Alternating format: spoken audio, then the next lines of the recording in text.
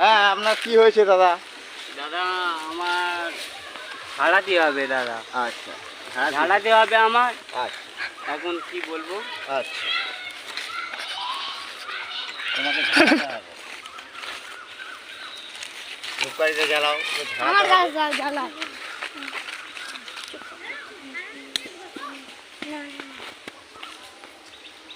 দাদা তোমার কি করে ভূতটা চেপেছিল দাদা? ক্যামেরাম্যান, চশমাম্যান, দাদা তোমার ভূতটা কি করে চেপেছিল বলো?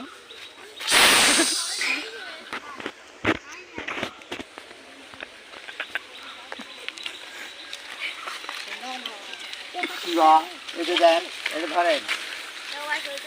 ওং নমঃ শিবায় নমঃ। এই আসছে চেন্নালা, তোমার মনে রোগ হচ্ছে, বেশি যন্ত্রণা। তোমার শাদি দিলে ঠিক হয়ে যাবে। তোমার মাথার সামান্য প্রবলেম আছে। হ্যাঁ, তোমার সামান্য মাথার প্রবলেম আছে। আপনি নেশা করেন? না। হ্যাঁ, নেশা তো করেন। আপনার ফোন বলছি কম বেশি। আচ্ছা, গাঁজা খাওয়াটা একটু কমিয়ে দেবেন। গাঁজা খাওয়াটা একটু কমিয়ে দেবেন, এর পরে আপনার ঠিক হয়ে যাবে।